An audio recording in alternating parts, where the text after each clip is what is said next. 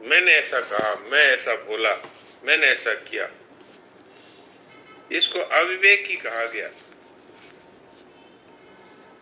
महाराज जी ने इसके लिए बहुत सारे उदाहरण दिए हैं गीता जी के। सब कर्म प्रकृति के द्वारा ही किए जाते हैं, गुण ही गुणों में बरतते हैं, इंद्रियां अपने अपने विषयों में बरतती है। अर्थ इसका इतना ही है कि वास्तव में सब कुछ होता है प्रकृति के द्वारा, लेकिन जो कर्ता बन जाता है वो कहता है मैंने किया, तो वो फिर उसके पुण्य और पाप का हेतु बन जाता है, बंधन में पड़ता है। मूल इसका अर्थ यही है कि अपने आप को जानना कि भाई जो कुछ हो रहा है सब प्रकृति के द्वारा हो रहा है और मैं स्वयं कभी कुछ नहीं करता। नैव किंचित करोमीति युक्तो मन्ये तत्त्ववित्। तत्त्ववित्, तत्व को जानने वाला योगी ये मानता है कि मैं कभी कुछ नहीं करता। अच्छी बात तो यही है।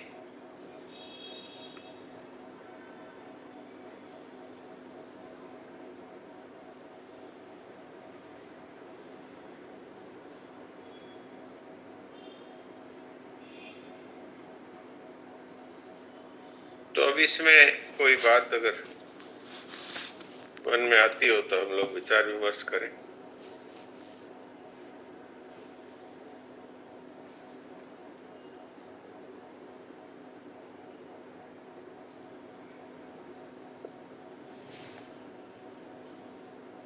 नारायण।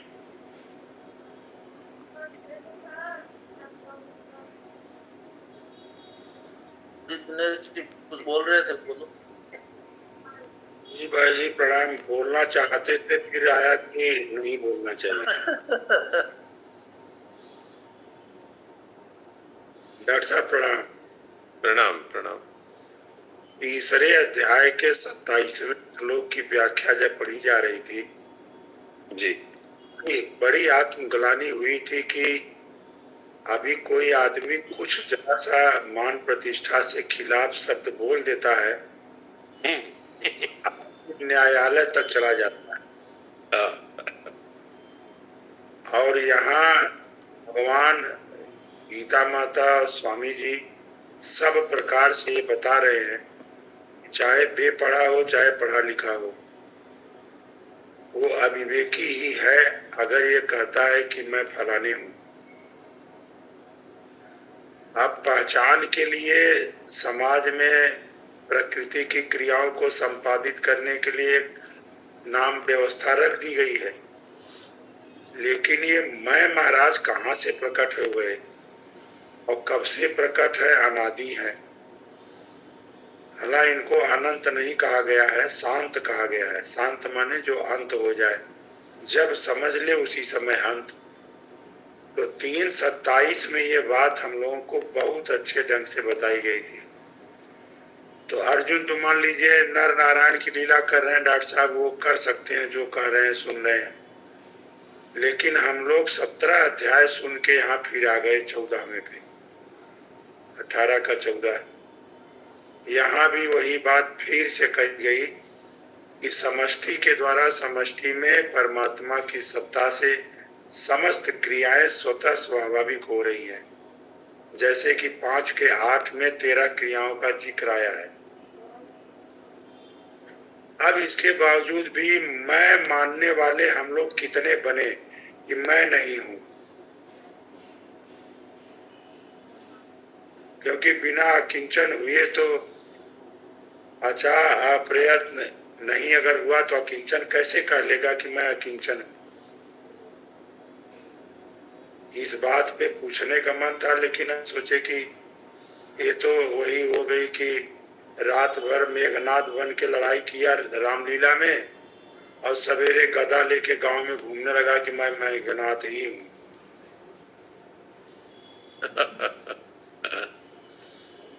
वाह, बहुत अच्छी बात बताई आपने। सच्ची बात यह है कि अगर इस बात को समझ लिया जाए तो इसी क्षण मनुष्य मुक्त हो सकता है। इसी क्षण बिना किसी साधन, बिना किसी अभ्यास। आज तक तो इसी बात पर ही सारी लड़ाइयां चल रही है। मैंने ऐसा किया, मैंने ऐसे किया, तुमने ऐसा क्यों किया, तुमने ऐसा क्यों किया। मैं होता तो इसको सुधार देता।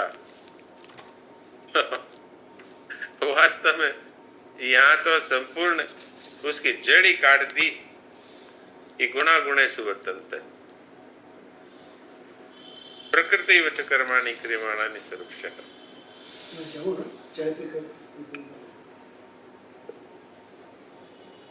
तो ये बात, हाँ जी बोलिए।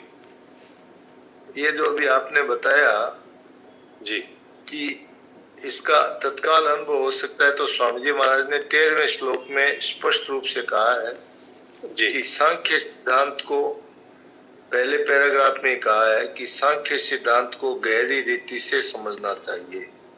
हाँ, अगर उसे अपने आप स्वयं से गहरी रीति से समझा जाए तो हाँ, तत्काल तत्व का अनुभव हो जाता है। पहले ही बिल्कुल यही बात। और इसमें कहाँ कठिनता है और कहाँ पर अटकाव है, इस बात को गहराई से जानना चाहिए, क्योंकि बात अच्छी तरह समझ में आ ही रही है। अगर इस बात में कोई समझने में भूल है तो अभी भी प्रश्नोत्तर हो ही रहा है, अभी भी इस बात को समझा जा सकता है। ये तो साफ साफ ही बात है कि जो कुछ भी हो रहा है, चाहे भले हम ये कहें कि मैं बड़ा बुद्धिमान हूं, देखो ये मैंने बात सुलझा दी, अभी सब इसमें उलझ रहे थे, अभी देखो मैंने इसको सुलझा दिया। लेकिन ये जो बुद्धि के द्वारा जो बात हो रही है, और ये हो रही है बुद्धि में, और ये बुद्धि के द्वारा ही हो रही है, और ये वाणी के द्वारा ही हो रही है, तो ये बुद्धि और वाणी सब है तो वही, सारा का सारा प्रकृति तो है। चेतन अंश जो हम हैं वो तो एक ज्ञान मात्र, दृष्टा मात्र है इसको। वास्तव में क्रिया तो सारी प्रकृति में ही हो रही है, चाहे वो बुद्धि से हो, चाहे मन से हो, चाहे वाणी से हो। शरीर वांग मनो वीर्यत कर्म प्रारब्ध नर न्यायम व विपरीतम व पंचेत तस्व हेतु है। ये बात यहाँ कही गई है। उसमें ये 5 ही है, अधिष्ठान, कर्ता, करण, अलग अलग चेष्टाएं और संस्कार। तो इसमें हम कहां से आ गए? तो ये तो मूर्खता से, अनजानपने से आ गए। अब अनजानपना भगवान के और अर्जुन जी के संवाद से और स्वामी जी महाराज की व्याख्या से, ये अनजानपना अब नहीं रहना चाहिए। तो सांख्य सिद्धांत में एक ऐसा विचित्र बात है कि इसमें कोई अभ्यास नहीं है, और इसमें कोई काल की अपेक्षा नहीं है, और इसमें श्रम तो है ही नहीं। ये तो सिर्फ जानने की बात है। जैसे अपन ने जान लिया, जैसे ये उदाहरण मैं कई बार देता हूं कि जैसे मान लीजिए अभी हमारे घर कोई मिठाई का डिब्बा लेकर आया, और उसके वो जाते ही और किसी ने फोन करके बता दिया अभी जो डिब्बा आपके पास आया इसमें जहर है। हमने जान लिया, फिर क्या हम खाएंगे इसको? इसमें क्या अभ्यास करेंगे कि जहर है, जहर है, जहर है, नहीं खाना है, नहीं खाना है? बस इतनी सी बात है। पता लग गया कि आज तक जी बहुत बढ़िया आपने व्याख्या बताई, और ये बहुत गहरा विषय है। सब भाई बहन, अभी समय भी है, 6-7 मिनट 8 मिनट डॉक्टर साहब से इस बारे में पूछें, क्योंकि हमारा बंधन, हम जब प्रकृति की क्रिया को अपना मान लेते हैं तभी होता है, तो हम, और हमारा स्वरूप निर्लिप्त है। इसलिए इस बारे में कोई भी भाई बहन का प्रश्न हो, निसंकोच पूछें। बहुत बढ़िया रीति से डॉक्टर साहब बताते हैं, आप समझिए। नारायण नारायण नारायण। सभी को सादर दंडवत प्रणाम। प्रणाम। जैसे जैसे अपना ये अभी सत्संग चल रहा है, तो 3:35 के बाद में डॉक्टर साहब को कहा जाता है, तो डॉक्टर साहब बताएंगे, और डॉक्टर साहब बताते हैं। तो इसमें डॉक्टर साहब अपने आप को डॉक्टर नहीं समझते क्या, या डॉक्टर साहब बोलते नहीं क्या? तो डॉक्टर साहब कर्ता नहीं बनना और कर्ता बनना, जैसे डॉक्टर साहब बोलते तो है लेकिन वो समझते नहीं है कि मैं बोल रहा हूँ, या तो कर्ता नहीं बनना और कर्ता बनना में थोड़ा सा अंतर कृपा करके समझाइए महाराज। हाँ जी, इसमें पहला तो यही है कि जो चिकित्सा कार्य कर रहा है वो डॉक्टर है, तो चिकित्सा कार्य वास्तव में हो रहा है शरीर के द्वारा, और इसमें समझ है वो बुद्धि के द्वारा। और इसको लेकर के अगर मैं ये मानने लग जाऊं कि मैं औरों से देखो श्रेष्ठ हूं, तो स्वामी जी महाराज कहते हैं कि भगवान ने प्रत्येक मनुष्य को किसी न किसी विशेषता से विभूषित किया है, क्योंकि सब परमात्मा के चेतन अंश है। तो किसी अंश में वो हमसे ज्यादा जानता है। जैसे एक मोची है, वो अनपढ़ है, लेकिन वो जूता बनाने की विशेषता उसमें है, तो वो हमसे इस विषय में ज्यादा जानता है। तो वो मोची यदि अहंकार करे कि मैं जूता बनाना जानता हूं, तो वो बंद गया। और डॉक्टर यदि ये अहंकार करे कि मैं चिकित्सक हूं, तो बंद गया। अब ये हम सुनने वाले हैं और वो बताने वाला है। तो वक्ता यदि ये मान ले कि मैं बड़ा समझदार हूं और ये सुनने वाले सब अज्ञानी हैं, तो वो बंद गया। तो इस तरह से सारी क्रियाएं तो हो रही है प्रकृति में ही, चाहे वो बुद्धि के द्वारा हो रही है, चाहे वो कर्णों के द्वारा हो रही है, दूसरे कर्ण है, इंद्रियों के द्वारा हो रही है। लेकिन वास्तव में अगर हम ये मानते हैं कि मैं बड़ा जानकार हूं और ये सुनने वाले सब अज्ञानी हैं, तो ये जो चीज है यही बंधन कारक है। तो यदि ये मैं मानता हूं कि मैं बड़ा जानकार हूं, तो मैं भी बंधन में ही। और अगर मैं इस बात को मुझे अनुभव है कि ये सारा का सारा कार्य प्रकृति का है और मैं तो शुद्ध बुद्ध मुक्त परमात्मा का अंश हूं, तो सारी विशेषताएं भगवान के ही द्वारा सब सृष्टि में आ रही है। तो फिर वही मुक्त है इसी क्षण, और वो यदि इसको अपने में आरोपित कर लेता है, तो फिर वो बंधन में है। तो अहंकार विमूढ़ आत्मा करता हमित मन्यते। तो जो मैं जानता हूं, मैं बताता हूं, इस तरह मानता है, वो उसको विमूढ़ आत्मा कहा है। तो अब इसको मैं कैसे समझाऊं, मुझे समझ में नहीं आता। जो कुछ मैं कह पाया वो आपकी सेवा में रख दिया। नहीं, बहुत अच्छी बात बताई। नहीं, बहुत बढ़िया समझदार है, बहुत बढ़िया। कि जो हम कुछ करते हैं, कोई भी जो काम करता है, जो विशेषता जिसमें भगवान ने दी है, वो प्रकृति करती है। उसको हमें अपने आप जो स्वयं को या अपने अहम को वैसा नहीं उसमें नहीं लेना चाहिए कि ये मैंने किया, मेरे में ये विशेषता है। और ये समझना चाहिए कि ये तो प्रकृति में बरत रही है, गुण गुणासु वर्तन्ते। तो इसमें गुण तो इसलिए मतलब ये वो अगर वो सभानता रहे, वो अगर ध्यान रहे, तो कर्तापना हो जाता है। यही करने का भाव होगा शायद नारायण।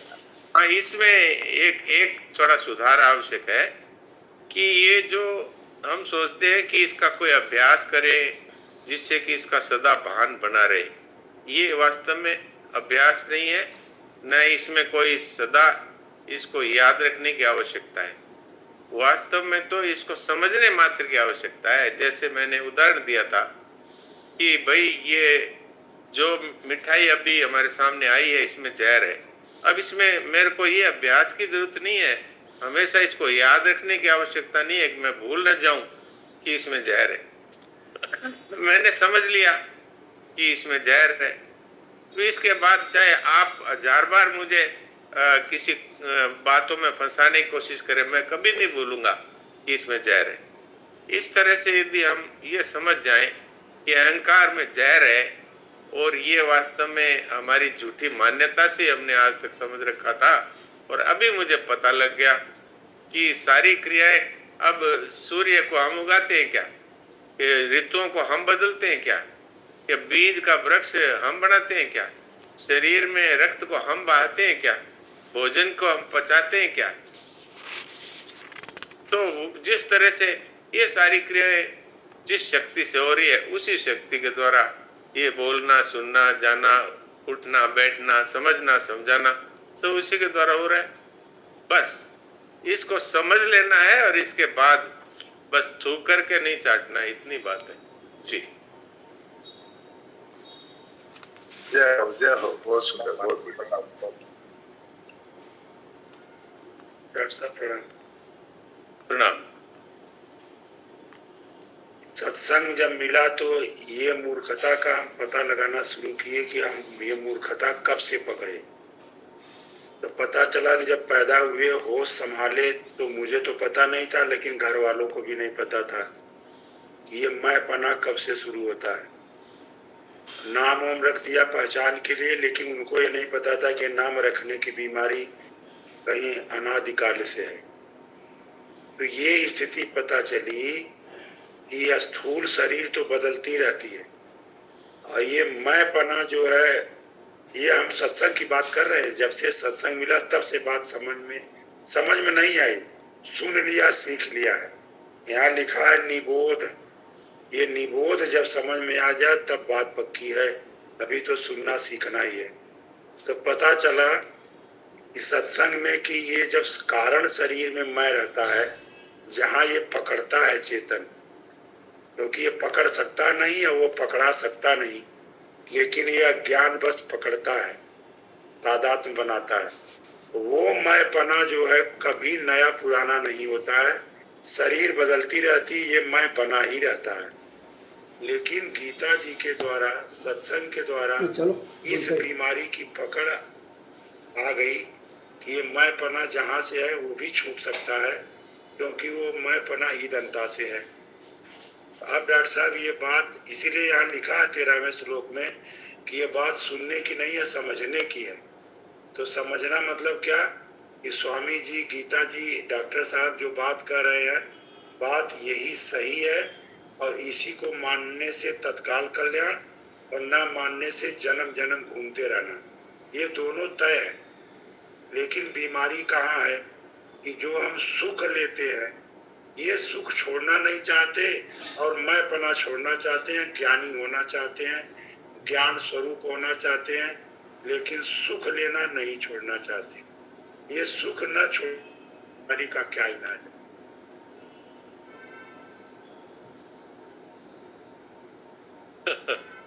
ये तो बात बिल्कुल यही है कि इस बात का भी तो सुख लेते हैं कि मैं देखो कितना अच्छा समझा सकता हूँ।